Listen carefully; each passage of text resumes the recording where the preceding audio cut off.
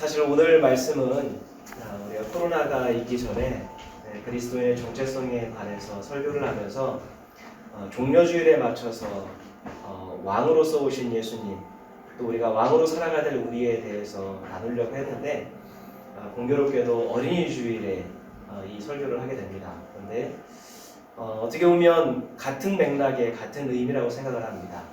서두에서 말씀드렸던 것처럼 주님께서 이 땅에 왕으로 오셨던 것은 가장 어렵고 소외되고 힘들고 고통 중에 있는 사람들을 위로하고 그들을 세우기 위해서 이 땅에 오셨고, 그리고 그 어린아이로 대표되는 사람들을 받들지 않고 그렇게 낮아지지 않으면 우리가 하나님 나라를 경험할 수 없다고 말씀하셨기 때문에 동일한 맥락에서 어린이 주일에도 맞는 설교가 되지 않을까라는 생각을 합니다. 여러분, 한국 사람 대부분은 제일 먼저 사람을 만나면 제일 먼저 물어보는 질문이 있습니다. 뭘까요? 뭘 제일 먼저 물어볼까요? 나이를 제일 먼저 물어봅니다. 몇 년생이세요? 무슨 띠세요? 몇 살이세요? 라고 물어봅니다. 왜 그럴까요? 나이를 통해서 서열을 정리하려고 하는 거예요. 내가 당신보다 위다, 아래다, 그거를 정리하려고 하는 겁니다. 근데 신기하게도요, 아이들도 나이를 따집니다. 애들 싸우는 모습을 유심히 이렇게 들여다보면 한 아이가 싸우다가 좀 밀리면 뭐라고 이야기를 하죠? 너 몇 살이야? 라고 이야기를 해요. 힘으로 안 되고 덩치로 안 되니까 나이로 밀어붙이는 경우들을 종종 보게 됩니다. 그러면서 깨닫는 것이 사람은 이렇게 본능적으로 서열을 정하기를 좋아하는 게 아닌가라는 생각을 합니다. 사람들은 서열과 등수를 매우 중요하게 생각하지요. 학업도 성적 순으로 해서 1등부터 꼴등까지 나눕니다. 운동도 등수를 나눕니다. 전 세계의 화합의 장이라고 하는 올림픽도 보면요, 결국에는 모든 종목에 따라서 등수를 결정하고 그리고 순위를 결정하고 종합순위를 결정합니다. 신체 조건 가지고도 서열을 나눕니다. 지금은 없어졌는데 제가 학교를 다닐 때만 해도 키 순서대로 번호를 받았습니다. 키가 작아서 저는 항상 3번, 4번, 2번도 아니고 3번, 4번을 항상 했는데 제 소원 중에 하나가 5번을 넘어가는 거였습니다. 기업도 마찬가지지요. 크기와 매출에 따라서 서열을 매기고 심지어 학교까지도 서열화되어 있습니다. 그런데 교회라고 해서 다른가 생각해보면 교회도 마찬가지예요. 작년에 교단의 한 목사님을 만나서 이야기하는데 그 목사님이 이야기하시기를 전국에 있는 교회가 교인 수하고 헌금 액수를 기준으로 해서 교회의 서열이 순서가 다 매겨져 있다라는 거예요. 몇 번째 교회 몇 번째 교회가 다 매겨져 있다는 얘기를 듣고 심히 당황했던 적이 있습니다. 이렇게 사람은 수직적으로 위에서부터 서열을 매겨놓고 평가하고 또 평가받기를 좋아하는 것 같습니다. 그래서 위에서부터 시작해서 앞에서부터 시작해서 내가 몇 번째 있는지를 확인받아야, 그리고 자신의 위치를 확인해야 안정감을 갖는 존재인 것 같습니다. 그러고 보면 우리가 일상의 삶에서 우리 자신을 돌아보면 우리도 은근히 줄 세우기를 좋아하는 경향이 있지요. 누가 더 높은지, 누가 더 성공했는지, 누가 더 잘 살고 있는지, 그리고 누가 더 잘생겼는지, 누가 더 예쁜지, 누가 더 잘하는지, 누가 더 능력이 있는지, 누가 더 힘이 센지, 누가 키가 큰지를 계속해서 따집니다. 그렇게 하기 위해서 나 자신과 다른 사람들을 끊임없이 비교하면서 살아갑니다. 나는 몇 번째인가? 그래서 비교를 통해서 내가 조금 더 상대방보다 나은 것 같으면 뭔가 우월감을 느껴요. 그리고 내가 좀 떨어지는 것 같으면 괜히 위축되고 패배감을 느낍니다. 교회라고 해서 다를까 생각을 해보니까, 믿음으로 사는 신자들이라고 다를까 생각해보니까 교회와 신자도 비슷한 모습을 보이는 걸 보게 됩니다. 교회와 신자도 유심히 들여다보면 위에서부터 수직적으로 서열을 정하는 것에 익숙해져 있습니다. 제일 먼저 따지는 게 뭐지요? 직분을 제일 먼저 따집니다. 성도 집사님에게 장로님, 권사님이라고 불리면 아무런 문제가 발생하지 않아요. 그런데 장로님 권사님에게 성도님 집사님이라고 불렸다면 어떻게 되나요? 큰일 납니다. 자기를 무시했다라고 하는 거지. 직분만 그런가요? 직분이 아니면 내가 이 교회에 몇 년을 다녔는지, 신앙생활을 몇 년을 했는지 그 신앙의 연수를 앞세우고 그것이 아니면 교회에서 내가 봉사를 얼마나 많이 했는지를 따지고, 공예배를 내가 얼마나 빠짐없이 참석했는지, 새벽 예배는 드리는지, 얼마나 헌금을 많이 했는지를 가지고 뭔가 이렇게 따져요. 그러면서 상대방과 비교하면서 은근히 서열을 정해놓고 내가 이 교회에서 어느 위치를 차지하고 있는지를 확인합니다. 그리고 상대방에 그걸 확인시켜 줍니다. 그것으로 존재감을 느끼고 안정감을 느껴요. 동물의 세계를 상대 의미하는, 나타내는 한자성어가 있죠. 적자생존이라는 단어가 있고 약육강식이라는 단어가 있습니다. 이 적자생존이나 약육강식은 동물의 세계를 지배하는 게 무엇이라는 걸 드러내는 거죠. 철저하게 힘이에요. 철저하게 능력입니다. 그래서 동물의 세계는 힘이 있어야 살아남고 힘이 없으면 잡아먹히고 늘 위험 속에서 눈치를 보며 살아가야 되는 거예요. 동물의 세계를 제가 가끔 보면 새끼가 사자에게 잡아먹히는 장면을 안타깝게만 바라보는 그 어미 초식 동물들의 그 안타까운 눈빛을 보게 됩니다. 어쩔 수가 없는 거예요. 힘이 없으니까. 그러다가 가끔은 백수의 왕이라고 불리는 사자가 초식동물인 코끼리나 기린이나 하마에게 호되게 당하고 도망치는 장면이 나와요. 그러면 왠지 모를 통쾌함이 있습니다. 약한 초식동물이 육식동물을 이겨먹으니까 뭔가 통쾌함이 있어요.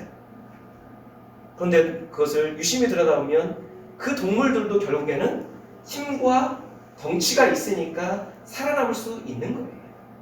힘이 없으면 죽는 겁니다. 그런데 인간의 세계도 별반 다르지가 않습니다. 힘이 있어야 인정받고 능력이 있어야 주목을 받고 성공해야 존경을 받습니다.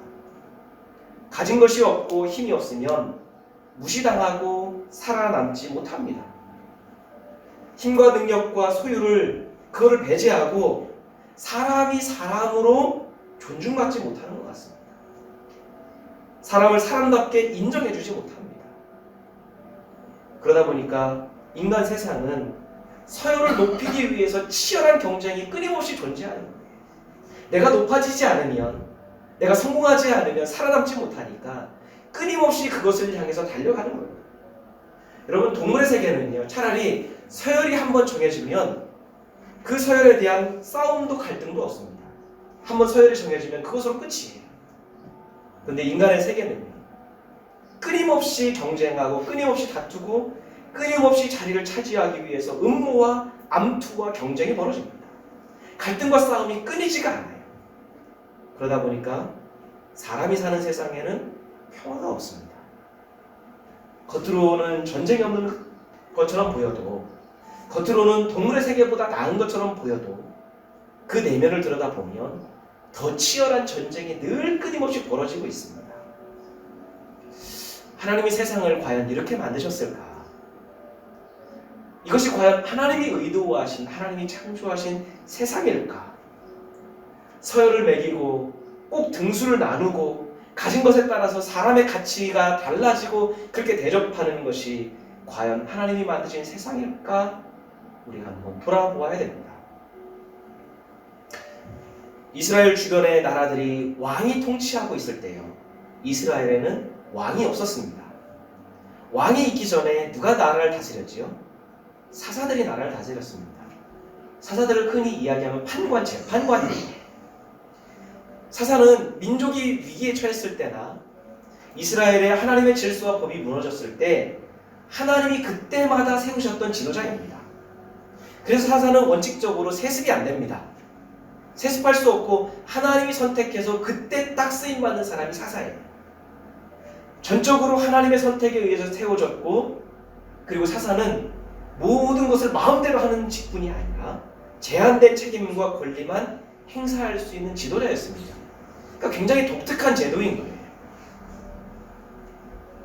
그런데 사사제도는요, 무엇을 의미하냐면 하나님 앞에서 모든 사람들이 평등하다는 것을 드러내는 독특한 제도입니다. 왕정은 왕이 우위에 있는 사람이에요. 왕정에서는 왕이 모든 사람보다 뛰어나요. 그래서 애굽만 봐도 어떻게 해요? 애굽의 왕이 바로를 뭘로 의미하죠? 뭐로 부르죠? 신의 아들, 태양의 아들. 거의 신격화시킵니다. 근데 사사는 그게 아니에요. 모든 사람들이 평범하다는 것을 나타내는 독특한 제도입니다. 그런데 사람들은 이런 사사 제도조차도 변질시킵니다. 우리는 사무엘이라고 하면 기도의 사람, 모험적인 사람으로만 기억하고 있습니다. 근데 성경을 자세히 보면 사무엘이 나중에 어떤 일을 벌이냐면 자기 아들들이 자격이 되지 않고 망나니임에도 불구하고 그 아들들에게 사사를 세습을 시킵니다. 그리고 그로 인해서 문제가 발생이 됩니다. 그러면서 그 성경 말씀을 묵상하면서 그런 생각이 들어요. 오랜 세월 동안에 사람들의 존경과 지도자 대접을 받으면서 사무엘조차도 권력에 길들여진 게 아닌가, 권력 맛에 도취된 게 아닌가. 그래서 하나님께서 선택해서 세우신 사사를 자기 아들들에게 세습하려고 한 게 아닌가라는 생각이 듭니다. 하나님이 가나안 땅에서 계획하셨던 이스라엘이라고 하는 나라는 힘과 권력을 가진 왕이 지배하는 나라가 아니었습니다. 힘과 소유와 능력에 따라 차별받고 서열이 정해지는 그런 나라가 아니었습니다. 하나님이 가나안 땅에서 이스라엘 통해서 세우고자 하셨고 그걸 통해서 세상에 알리고자 하셨던 나라는 강한 자나 약한 자나 있는 자나 없는 자나 모두 다 똑같이 사람이기 때문에 존중받는 나라였습니다. 그래서 이스라엘 백성들이 사무엘에 대한 그 실망감 때문에 왕을 달라고 하나님 앞에 자꾸 조릅니다. 그때 하나님이 분명히 경고하세요. 반대하십니다. 그 왕을 세우면 너희들이 나중에 후회하게 될 것이다. 왕이 나라를 다스리게 되면 백성들인 너희들은 왕의 종이 될 것이고 그리고 부역을 해야 될 것이고 그리고 상납과 세금의 의미를 줘야 되기 때문에 오히려 나중에 더 고통스럽게 될 것이다라고 분명히 경고하세요. 그리고 계급이 생길 것이고 차별이 생길 것이고 서열이 생길 거라고 분명히 말씀합니다. 그럼에도 불구하고 다른 나라들의 왕이 다스리는 강력한 나라들을 보면서 이스라엘이 부러웠던 거예요. 그러니까 이스라엘이 고집을 부리면서 계속 왕을 달라고 요구합니다. 그러니까 하나님께서 부득이하게 왕을 주십니다. 왕을 세우셨습니다. 그 첫 번째 왕이 누구지요? 사울입니다. 그런데 우리는 성경을 통해서 보듯이 그 사울이 왕으로 세운 지 얼마 되지 않아서 얼마나 빨리 변질되었는지를 우리가 알고 있습니다. 왕으로 세울 만한 사람이어서 세웠는데 그 사울이 얼마나 빨리 변질되었는지를 우리가 알게 돼요. 하나님은 왕이 다스리게 되면 어떤 문제가 발생할지 아셨습니다. 그래서 신명기 17장에서 만약 왕을 세우게 된다라고 하면 왕이 무엇을 금해야 하고 무엇을 주의해야 되는지를 말씀하셨습니다. 우리 신명기 17장 16절 17절 말씀 같이 한번 읽겠습니다. 그는 병마를 많이 두지 말 것이요 병마를 많이 얻으려고 그 백성을 애굽으로 돌아가게 하지 말 것이니 이는 여호와께서 너희에게 이르시기를 너희가 이후에는 그 길로 다시 돌아가지 말 것이라 하셨으며 그에게 아내를 많이 두어 그의 마음이 미혹되게 하지 말 것이며 자기를 위하여 금금을 많이 쌓지 말 것이니라. 자, 여기에서 보면 빨간 글씨로 되어 있는 세 가지 금지사항이 나옵니다. 만약에 왕을 세우게 되면 왕은 이렇게 해서는 안 된다. 이걸 주의해야 된다라고 말씀하는 거예요. 첫 번째가 뭐예요? 병마를 많이 두면 안 돼요. 병마가 의미하는 건 뭐예요? 군사력입니다. 군사력을 키워서는 안 된다라고 하는 거예요. 왜요? 군사력은 곧 왕의 권력과 직결되기 때문입니다.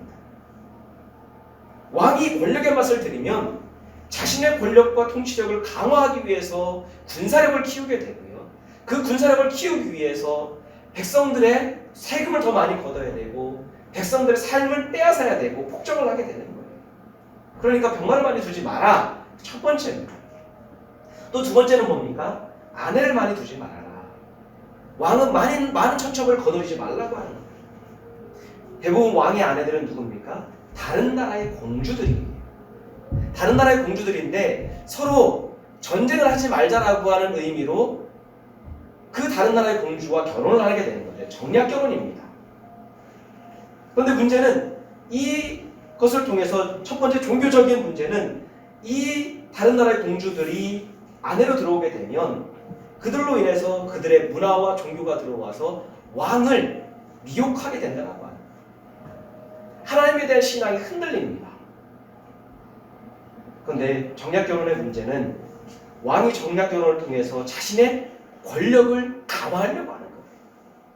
또 연약한 여성을 자신의 통치를 위한 수단으로 사용한다는 점에서 사람을 멸시하는 태도인 겁니다. 그러니까 하나님께서 금지하시는 거예요. 또 마지막으로 많은 은금을 자기를 위해서 많은 은금을 쌓지 말라는 거예요. 자신의 권력을 이용해서 사유재산을 많이 쌓지 말라고 하는 겁니다. 왕이 백성들을 위해서 백성들의 편안함을 위해서 봉사하고 헌신하는 그런 통치를 하는 게 아니라 백성들을 통해서 자신의 배를 불리고 자신의 편안함을 위하는 그런 통치를 하는 거예요. 이 세 가지를 금하셨는데 우리가 잘 아는 그리고 성군이라고 일컫는 다윗조차도 이 세 가지에서 자유롭지 못했습니다.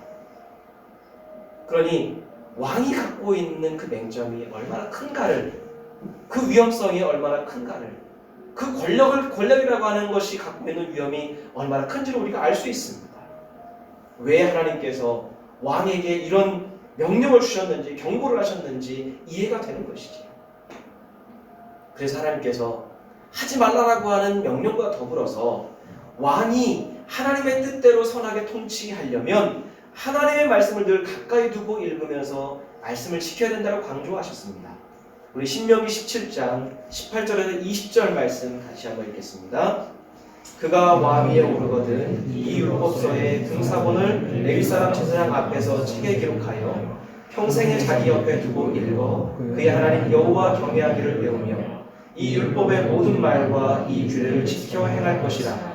그리하면 그의 마음이 그의 형제 위에 교만하지 아니하고 이 명령에서 떠나 좌로나 우로나 치우치지 아니하니 이스라엘 중에서 그와 같이 자손이 왕위에 있는 날이 장구하리라. 자, 여러분 이 말씀 중에서 빨간색으로 되어 있는 부분이 하나님의 의도예요. 자, 하나님이 세우신 왕은 하나님의 말씀, 하나님의 법인 율법서를 가장 가까이 두고 평생을 읽으라고 말씀해요. 왜요? 하나님이 어떻게 통치하시고 하나님이 왜 왕으로 세우셨는지를 늘 인식해야 하고 생각하기 때문입니다. 말씀을 읽으면서 하나님 경외하기를 배우고 내가 남다른 존재가 아니라 하나님이 세우셨다는 것을 늘 배워야 되기 때문입니다. 그러면서 말씀을 읽기만 하는 게 아니라 말씀을 지켜 행하라고 말씀합니다. 그런데 왕이 하나님의 율법을 통해 배울 수 있고 실천할 수 있는 가장 구체적인 계명이 뭡니까? 20절에 있는 이 말씀입니다. 하나님 경외하기를 배우고 하나님 말씀을 지키고 하면 그리하면 뭐예요? 그의 마음이 그의 형제 위에 교만하지 않는다는 말씀이에요. 왕으로서의 당연한 본분, 말씀을 통해서 하나님 경외하는 것을 통해서 어떤 것을 실천하라고요? 그의 마음이 형제 위에 교만하지 않아야 된다는 거예요. 교만하지 않는다라고 하는 것은 교만하지 말아야지, 내가 내 마음에 다짐하는 그런 자기 개발을 위한 그런 교양 덕목이 아닙니다. 교만하지 않는다라고 하는 것은 다른 사람을, 상대방을 어떻게 대해야 되는지에 대한 실제적인 행동입니다. 그래서 세번역 성경에서는 이 교만하지 않는다라는 걸 업신여기지 않는다라고 번역해요. 공동번역에서는 얕잡아 보지 않는다라고 하는 거예요. 말씀대로 사는 왕, 하나님을 경외하는 왕인지 그런 신자인지를 어떻게 알 수 있습니까? 사람을 대하는 태도로 보면 알 수 있다라고 합니다.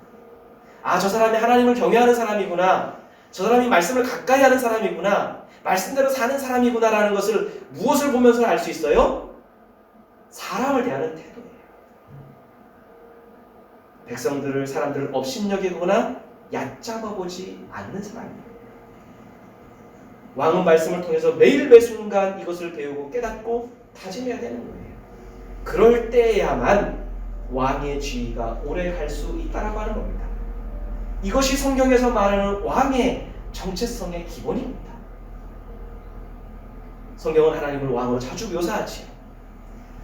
하나님을 왕으로 묘사한다라고 하는 것은 세상을 통치하고 주관하시는 분이 하나님이시라는 것을 드러내는 겁니다. 세상의 주인이 하나님이시라는 것을 증언하는 것이지요. 그런데 그 왕이신 하나님께서 하나님의 백성인 우리들에게, 신자들에게 왕으로서 살아갈 것을 말씀하고 있습니다. 우리 베드로전서 2장 9절 말씀 함께 같이 읽겠습니다. 그러나 너희는 택하신 족속이요 왕같은 제사장들이요 거룩한 나라요 그의 소유받은 백성이니 이는 너희를 어두운 데서 불러내어 그의 기이한 빛에 들어가게 하신 이의 아름다운 덕을 선포하게 하려 하십니다. 아멘. 우리를 뭘로 부르셨습니까? 왕같은 제사장으로 부르셨습니다. 왕이 그러니까 제사장이면서 왕이고 왕이면서 제사장이라고 하는 거예요. 왕과 제사장의 공통점이 있습니다. 비슷한 점이 있습니다. 뭘까요? 왕은 누구를 위해서 존재해요? 백성을 위해서 존재합니다. 제사장은 누구를 위해서 존재합니까? 제사 드리는 사람을 위해서 존재하는 거예요. 백성이 없는데 왕이 있을 수가 없고요. 제사 드리는 사람이 없는데 제사장이 존재할 리가 없어요. 근데 세상에서는 사람들은 어떻게 해요? 왕과 제사장이 더 특별한 사람인 것처럼 여겨져요. 그런데 백성이 있어야 왕이 있을 수 있고 제사 드리는 사람이 있어야 제사장이 있을 수 있다는 이 단순한 이 진리를 사실 우리가 염두에 둬야 되는 겁니다. 이건 아주 상식입니다. 예를 들어서 대한민국 헌법 1조 2항이 어떻게 되어 있냐면 우리 한번 같이 읽을까요? 대한민국의 주권은 국민에게 있고 모든 권력은 국민으로부터 나온다. 이게 헌법 조항의 거의 가장 앞에 있는 조항입니다. 이거는 기본이라는 거예요. 그런데 사람들은 은연중에 대통령이나 국회의원, 정치 지도자들에게 권력이 있다고 생각합니다. 그리고 그걸 당연하게 여깁니다. 하지만 헌법에서는 뭐라고 이야기하죠? 권력은 국민으로부터 나온다. 권력이 누구에게 있는 거예요? 국민에게 있다라고 하는 거예요. 그러면 국민이 자신이 가지고 있는 권력을 국민의 대표들에게 잠시 맡겨준 겁니다. 바르게 쓰도록 그들에게 힘을 실어준 거예요. 따라서 지도자들이 소유하고 있는 것, 정치 지도자들이 소유하고 있는 것은 권력이 아니라 권한입니다. 권력과 권한이 어떻게 다를까요? 권력이라고 하는 것은 자기 임의대로, 자기 뜻대로 결정하고 처리할 수 있는 힘입니다.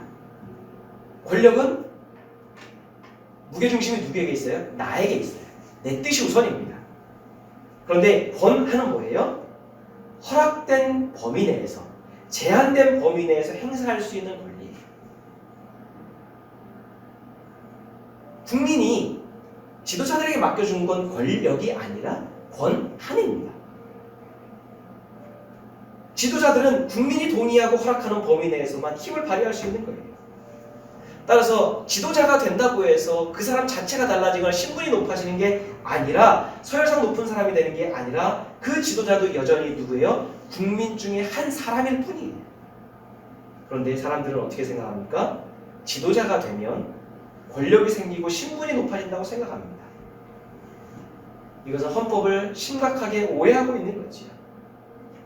지도자는 국민을 위해서, 그리고 국민을 섬기기 위해서, 봉사하기 위해서 법의 근거에서 세워진 사람들입니다.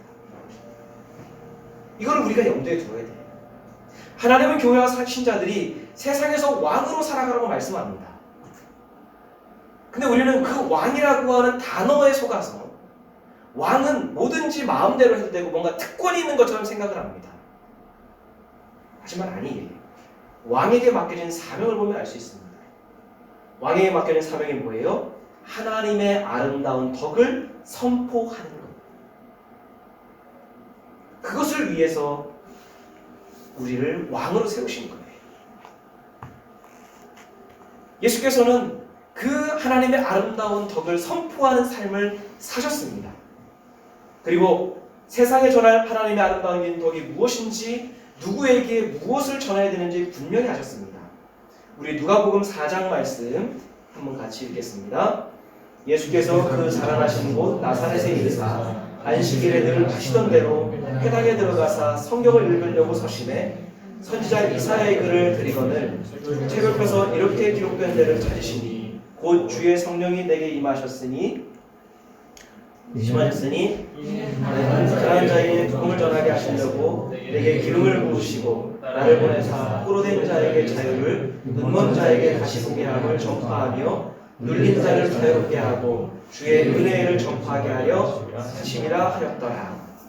자, 예수님께서 안식일에 회당에 들어가셨어요. 그리고 성경 말씀을 받아서 예수님이 직접 찾아서 어딘가를 펴셨습니다. 자, 기름 부음을 받은 예수님, 왕으로 보내심을 받은 예수께서 이 땅에 오신 목적은 분명합니다. 예수님이 그것을 펴서 읽으셨다는 건 뭐예요? 본인이 이 땅에 무엇을 위해 오셨는지를 말씀을 근거로 해서 알려주시는 거예요. 근데 예수님이 어디를 찾으셨냐면 이사야 본문을 찾으셨는데, 가난한 사람에게 기쁜 소식을 전하는 것, 포로된 사람에게 해방의 소식을, 눈먼 사람에게는 눈이 뜨일 것이라는 소식을 전해주시는 거예요. 그리고 억울한 사람의 마음을 풀어주시는 것, 그 본문을 펴서 읽어주시는 거예요. 이 부분을 예수님께서 찾아 읽으셨다는 것은 내가 이 세상에 이런 목적을 위해서 오셨다는 걸 분명히 밝히시는 거예요. 우리는 예수님의 이런 사역을 우리가 흔히 알고 있는 그런 전도로만 생각을 합니다. 근데 우리가 성경을 읽으면서 늘 우리가 잊고 사는 것 중에 하나가 있습니다. 그것은 성경의 대부분이요, 하나님을 모르는 이방인을 대상으로 해서 말씀하신 게 아니라는 거예요. 구약이든 신약이든 대부분의 말씀은 하나님을 이미 알고 있는 하나님의 백성인 유대인들을 향해서 하신 말씀이에요. 하나님을 믿고 있는 자들을 향해서 하신 말씀이라고 하는 것을 우리가 염두에 두고 말씀을 읽어야 됩니다. 따라서 예수님의 이 말씀은 이방인을 개종시키려고 하는 전도가 아니라 하나님께서 이 세상에 주시고 회복시키기를 원하시는 하나님 나라의 평화, 하나님 나라의 통치를 전하고 깨우치기 위해서, 그걸 회복시키기 위해서 예수님께서 오셨다라고 하는 거예요. 그래서 하나님의 백성인 이스라엘, 유다의 땅 안에 먼저 그것을 회복시키시고 그 하나님 나라의 평화가 다른 이방에까지 전파되는 것, 그것을 위해서 예수님이 오셨다라고 하는 거예요. 그래서 예수님께서 어울리셨던 사람들, 찾아다니셨던 사람들, 함께 울고 웃었던 사람들이 누구입니까? 말씀에 나오는 가난한 사람들, 포로된 사람들, 눈먼 사람들, 억울한 사람들과 늘 함께 하셨어요. 왜요? 그들은 하나님의 평화가, 하나님의 위로가 필요한 사람들이었기 때문입니다. 왕으로 오신 예수님은 그들과 함께 어울리면서 세상에 무너진, 깨어진 하나님의 평화를 전하고 만들려고 하셨던 겁니다. 이러한 모습의 왕으로 오실 예수님을 미리 예고한 사람이 오늘 본문의 선지자인 스가랴입니다. 선지자 스가랴가 활동하던 시기는 포로기 이후입니다. 포로기 이후라고 하는 것은 선지자들이 계속해서 죄를 범하고 하나님을 벗어나는 이스라엘 백성들에게, 유다의 백성에게 회개를 선포하고 했음에도 불구하고 그들이 회개하지 않지요. 부정과 부패에 빠졌습니다. 그러니까 결국에는 선지자들의 말씀과 선포대로 그들이 나라가 망해서 바벨론에 의해서 포로로 잡혀가게 됩니다. 그 포로로 잡혀간 그 이후의 시대를 포로기 이후라고 하는 거예요.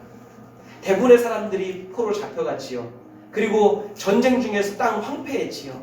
모든 것이 다 무너졌으니 유다는 황폐해졌고 백성들은 가난과 고통에 허덕였습니다. 경제적으로도 어렵고요, 사회적으로 너무 힘겨웠습니다. 소망이 없어요. 하나님에 대한 신앙조차도 약해집니다. 그 정도로 고통스러웠습니다. 이렇게 어렵고 고통스러운 시대와 사람들을 향해서 선지자 스가랴가 이렇게 선포하고 있는 거예요. 오늘 본문 9장 9절의 말씀을 같이 한번 읽겠습니다. 시온에 따라 크게 기뻐할지어다. 예루살렘에 따라 즐거이 부를지어다. 보라, 내 왕이 내게 임하시나니 그는 공의로우시며 구원을 베푸시며 겸손하여서 나귀를 타시나니 나귀의 작은 것 곧 나귀 새끼니라. 아멘. 자, 고통 중에 있고 낭망하고 소망이 없는 그들 향해서 크게 기뻐할지어다, 즐거이 부를지어다 라고 이야기를 하고 있는 거예요. 왜요? 왕이 임하실 거기 때문에. 지금까지 그들이 겪었던, 그들이 경험했던 그런 왕이 아니라 진짜 선한 왕, 그리고 백성들이 맞이할 만한 그런 좋은 왕이 임하실 거라고 하는 거예요. 우리는 보통 이 구절을 예수께서 나귀를 타시고 예루살렘에 입성하던 모습을 연상시킵니다. 그래서 이 본문의 말씀을, 구절을 메시아를 예고하는 본문으로 그동안 교회는 받아들이고 있습니다. 평화가 깨지고 소망을 잃은 예루살렘에 입성하는 메시아로서의 그 왕은 특징이 뭐예요? 공의롭습니다. 그리고 하나님만을 전적으로 신뢰합니다. 겸손합니다. 이것이 메시아 왕의 특징이에요. 사람들이 흔히 알고 있고 경험했던 자기중심적이고 자기 힘과 능력을 의지하고 권위적인 그 세상의 왕들과는 너무나 다른 모습이에요.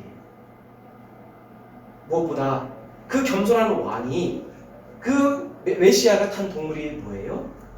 바로 나귀라고 하는 거예요. 일반적으로 왕들은 나귀를 타지 않습니다. 그 작은 나귀를 타지 않아요. 왕들은 높은 말을 탑니다. 왜요? 높다는 말에 올라타면 어떻게 보입니까? 멋이 나요. 화려합니다. 그런데 우리가 알다시피 그 낮은 나귀를 타면 아무리 멋있는 사람이 나귀를 탄다 할지라도 어떻게 돼요? 탄 사람조차도 초라하게 만드는 게 나귀예요. 그런데 왕이신 예수님, 그 메시아가 말이 아니라 나귀를 타고 예루살렘에 입성하시는 거예요. 여러분, 나귀를 탄 예수님, 나귀를 탄 사람을 한번 생각해 볼까요? 볼품 없어질 것 같아요. 그나마 있던 것도 사라질 것 같습니다. 볼품 없는 그 모습에 사람들의 마음속에 그나마 있었던 경외심조차도 사라질 수 있어요. 근데 예수께서는 실제로 나귀를 타고 예루살렘에 입성하셨습니다. 여기서 우리가 볼 수 있는 겸손이라고 하는 것은 단순히 소박하고 자기를 낮추는 그런 외적인 모습이 아니라는 것을 우리가 깨달을 수 있습니다. 겸손할 수 있으려면 어떻게 되나요? 내가 하나님의 자녀이고 하나님께서 세우신 왕인 것을 바르게 알아야 겸손할 수 있습니다. 하나님께 내가 누구이며 어떻게 살아야 하는지를 바르게 아는 것이 겸손의 시작입니다. 그 하나님의 자녀로서의 정체성이 분명하지 않으면 겸손할 수가 없어요. 왜요? 겸손해서 나귀를 타면 사람들이 무시해요. 사람들이 무시하면 나는 어떤가요? 자존심이 상해요. 그렇게 하고 싶지 않습니다. 상처받습니다. 그런데 하나님 자녀로서의 정체성이 분명하면 어떻게 되나요? 내가 무엇을 타든, 내가 어떤 모습으로 비춰지든, 사람들이 나를 어떻게 평가하든 내 신분이 바뀌지 않기 때문에 나는 사람들의 평가와 상관없이 나귀를 탈 수 있는 거죠. 초라하게 보이든 볼품없게 보이든 왕인 나의 신분이 바뀌지가 않기 때문입니다. 사람들의 평가에 의해서 내가 좌지우지 되지 않기 때문입니다. 여러분, 세상에서는 지위가 올라갈수록, 힘을 가질수록 말을 타는 것이 정상입니다. 그래서 사람들이 지위가 바뀌거나 성공하면 제일 먼저 바꾸는 게 뭐죠? 차부터 바꿔요. 이 시대의 말이죠. 하지만 하나님의 자녀, 하나님이 세우신 왕은 오히려 말을 타는 것을 어색해합니다. 왜요? 말을 타는 순간에 내가 사람들 위에 군림하게 되는 거예요. 눈높이가 달라집니다. 똑같은 높이에서 같은 사람으로 바라보는 게 아니라 말 위에 높이 타서 위에서 사람들을 내려다보기 때문입니다.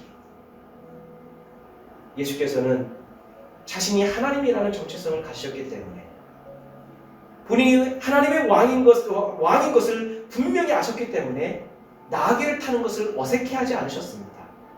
나귀를 타는 게 불편하지 않으셨고요. 나귀를 타는 그 모습을 평가하는 사람들의 말에 자존심이 상하지 않으셨습니다. 나귀를 타시는 것은 보이기 위한 게 아니었어요. 쇼맨십이 아니었습니다. 그것은 평화를 이 땅에 심으러 오신 왕으로서 너무나 당연한 것이었어요. 너무나 자연스러운 것이었습니다. 사람들은 특별한 대우를 좋아합니다. 자신을 다른 사람들이 남다르게 대우해 주기를 바랍니다.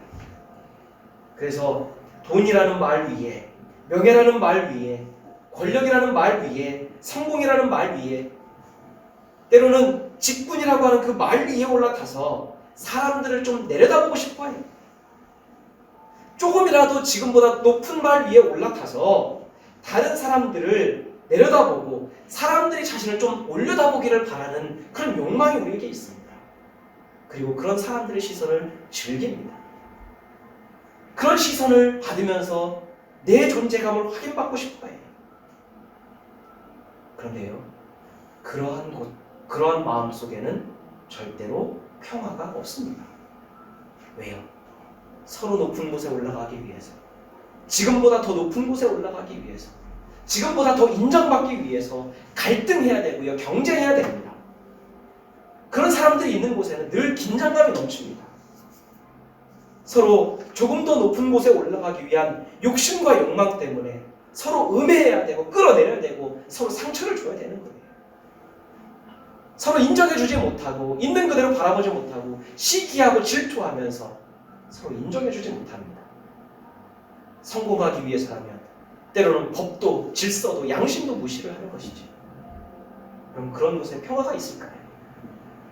왜 세상에 평화가 없고, 왜 교회에 평화가 없고, 우리 왜 예수 믿는 우리 마음속에 평화가 없는지, 우리 마음속에 있는 그 욕망을, 우리 마음속에 있는 그 본성을 다시 한번 돌아보아야 됩니다. 그리스도인이 왕으로 산다는 것은 위에서 사람을 내려다보지 않는 거예요. 진정한 왕은 나도 사람이고 상대방도 사람인 것을 알기 때문입니다. 진정한 믿음을 가진 신자는 내가 어떤 지위와 직분이 주어지든, 어떤 힘과 능력이 주어지든, 내가 얼마만큼 성공해서 얼마나 많은 부와 권력을 얻든, 그로 인해서 얼마나 큰 영향력을 가지고 있든 여전히 사람을 대하는 태도가 바뀌지 않아요. 왜요? 하나님이 그것을 왜 주셨는지, 내가 그것을 통해서 무엇을 해야 되는지를 분명히 알기 때문에 사람을 대하는 태도, 시선이 절대로 바뀔 수가 없는 거예요. 진정한 믿음을 가진 사람은 경쟁과 전쟁을 통해서도 목적을 달성하고 내 이익을 쟁취하기보다는 평화를 위해서 나를 희생할 줄 압니다. 나눌 줄 압니다. 봉사할 줄 압니다. 메시아이신 예수께서, 왕께서 오셔서 하는 일이 무엇입니까? 우리 본문 10절 말씀 같이 한번 읽겠습니다. 내가 에브라임의 병거와 예루살렘의 말을 끊겠고 전쟁하는 활도 끊으리니 그가 이방 사람에게 화평을 전할 것이요 그의 통치는 바다에서 바다까지 이르고 유브라데 강에서 땅 끝까지 이르리라. 왕이 하는 일이 뭡니까? 전쟁을 멈추게 하는 거예요. 왕이 하는 일이 뭡니까? 전쟁이 그친 그곳에 진정한 평화를 만들고 세워가시는 거예요. 여기에 나오는 병거가 있습니다. 말이 있습니다. 활이 있습니다. 이거는 무엇을 위한 도구들입니까? 전쟁에 사용되는 도구들입니다. 메시아 왕의 통치는 이런 군사력을 더 강하게 해서 더 강한 통치를 통해서 억지로 평화를 만들어가는 게 아니라, 그런 것을 통해 자신의 권력을 강화하는 게 아니라 싸움의 전쟁에 사용되는 그 도구들을 오히려 다 없애겠다라고 하는 거예요. 싸움에 이기기 위해서, 더 성공하기 위해서 더 강력한 무기를 만드는 세상에서 전쟁에 지금까지 사용됐던 무기조차도 다 없애기 시작한다는 거예요. 전쟁이 만연한 세상에서 이건 정말 위험한 발상입니다. 이렇게 사는 것이 쉽지 않습니다. 근데 예수님은 아시는 거예요. 메시아는 알고 있습니다. 군사력을 통한, 권력을 통한 강력한 통치로는 이 땅에 진정한 평화를 만들 수 없다는 것을 너무나 잘 알고 있는 거예요. 여러분, 핵무기를 가진다고 한들 평화가 임합니까? 언제 그것이 터질지, 언제 발사될지 모르는 것 때문에 더 긴장감이 넘치는 거죠. 진정한 평화는 강력한 무기를 손에 들고 죽을 각오로 싸우는 게 아니라 손에서 무기를 내려놓고 서로 손을 잡고 서로 인정해 줄 때, 서로를 세워갈 때 그곳에 평화가 임한다는 걸 아시는 거예요. 경쟁을 그치고 시기 질투를 그치고 서로 상처 주고 내가 더 높이 올라가기 위해서 끌어당기는 게 아니라 서로 손을 잡고 화합해야 그곳에 진정한 평화가 임한다는 걸 아는 것이죠. 여러분, 예수님께서 나귀를 타고 예루살렘에 입성하신 이유는 분명합니다. 명확합니다. 말은 전쟁을 상징하기 때문입니다. 전쟁에 나가는 왕은요, 군마의 높이에 올라앉아서 백성들의 배움을 받았습니다. 승리를 기원하는 그런 배움을 받았습니다. 그리고 전쟁에서 승리해서 돌아올 때도 화려한 그 군마에 앉아서 높이 앉아서 백성들의 환영을 받았습니다. 하지만 예수님은 전쟁을 하러 오신 것이 아니기 때문에 말이 아니라 나귀를 타고 오신 거예요. 예수님을 환영했던 사람들은 메시아인 예수께서 예루살렘에 싸우러 들어오시는 줄 알았어요. 사람들이 그 예수님을 환호했던 이유가 뭐냐면 예수님이 싸움을 통해서, 전쟁을 통해서 자신들에게 평안을 줄 아셨기 때문입니다. 우리도 마찬가지 아닐까요? 예수님은 나귀를 타고 들어오시는데 우리는 예수님이 말을 타고 들어오기를 원하시는 거예요. 전쟁을 통해서 평화를 이룰 줄 알았습니다.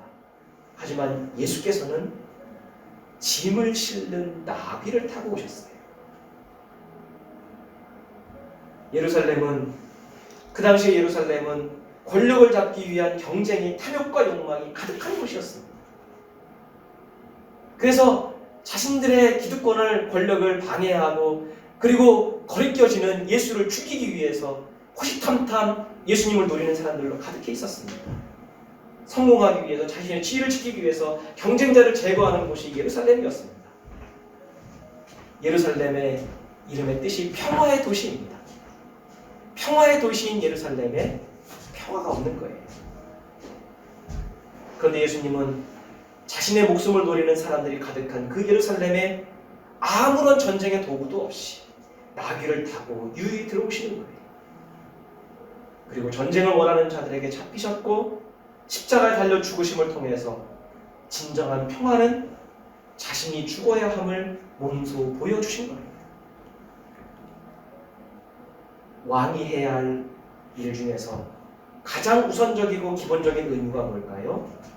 땅에 평화를 만드는 겁니다. 왕에게 주어진 힘과 권한은 평화를 만드는 데 가장 우선적으로 쓰여져야 합니다. 예수께서는 인간 위에 호령하는 분으로, 위에 계신 분으로 머물러 있지 않으셨어요. 우리와 똑같은 인간으로 이 세상에 오셨습니다.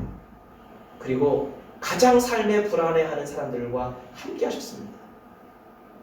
권력에 찢기고 가난에 지치고 암울한 현실에 소망을 잃은 사람들, 경쟁에 늘 불안해하는 사람들, 두려워하는 사람들, 그들의 편이 되어주시는 거예요. 반면에 하나님께서 주신 은혜와 복을 권력으로 여기면서 폭력을 휘두르는 지도자들과 몸소 싸우셨어요.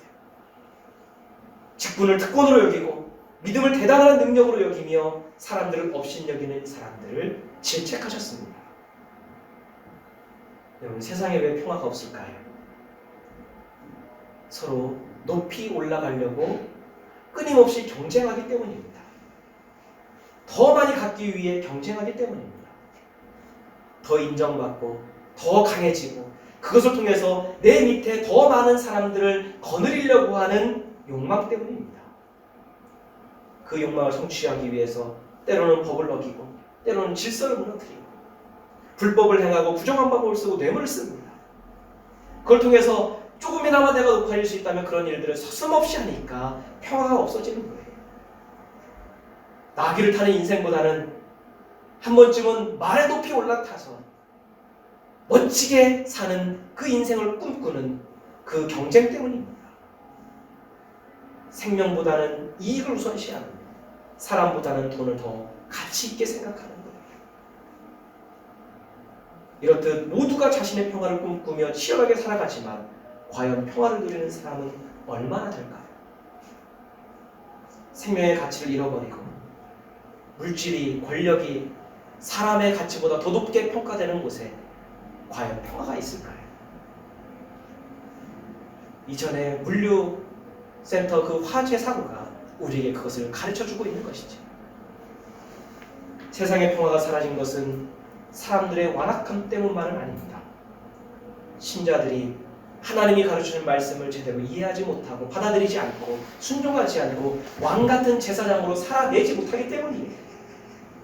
여러분, 기독교의 믿음은요, 우리가 성공하거나 잘되는 게 기독교의 믿음이 아닙니다. 기독교의 믿음은요, 우리가 구원받는 것에 있는 게 아닙니다. 기독교의 믿음은 하나님께서 사람이 되셨다는 것에 바탕이 있습니다. 그게 출발이에요. 하나님께서 사람이 되신 것, 그게 기독교 믿음의 바탕이고 시작입니다. 하나님은 평화를 이루고 이 땅에 만드셨고 인간이 깨뜨린 평화를 다시 회복시키기 위해서 사람이 되셨어요. 위에 계신 분으로 머물지 않고 위에서 호령하는 분으로 머물지 않으시고 같이 내려오어 사람이 되신 거예요. 그렇기 때문에 신자로 산다는 것은 우리가 갖고 있는 그 믿음 때문에 하나님 백성이라는 자부심 때문에 사람들과 선을 긋지 않는 거예요.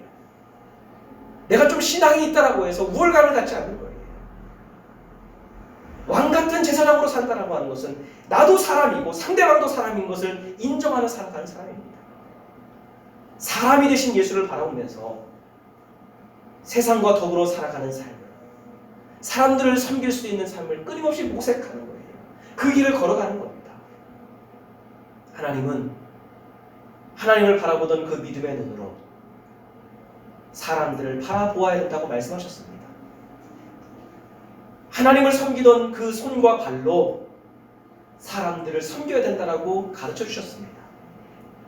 하나님은 그렇게 우리를 통해서 이 땅에 깨어진 주님의 평화를 다시 만들어 가기를 원하시는 거예요. 주님은 하나님과 사람 사이에 있는 막힌 담을 허물기 위해서 이 땅에 오셨고 십자가를 지셨습니다. 서로를 구분짓고 차별짓던 편견과 교만을 허물어서 십자가로 평화를 이루셨습니다. 현재와 일상의 삶을 무시한 내세에 장차갈 천국이 아니라 지금 살고 있는 여기에서부터 이루어지는 하나님의 나라를 우리에게 가르쳐 주셨어요. 천국은 저기에서만 경험되는 게 아니라 우리의 삶에서 경험할 수 있고 시작할 수 있고 만들 수 있다는 것을 가르쳐 주셨습니다. 그 사명을 신자인 제자인 우리에게 나누어 주셨습니다. 지난 3주간 우리는 그리스도인의 정체성에 대해서 말씀을 나누었습니다. 그런데 이 정체성이라고 하는 것이 너무나 거대한 개념이기 때문에 때로는 좀 모호하기도 하고 또 어려운 것도 사실입니다. 그런데 이 정체성은 개론이고 출발입니다. 이 정체성이 바로 세워져야 그 위에 다른 하나님의 말씀을 그리고 구체적인 우리의 삶과 행동을 우리가 바르게 든든하게 세워갈 수 있기 때문입니다.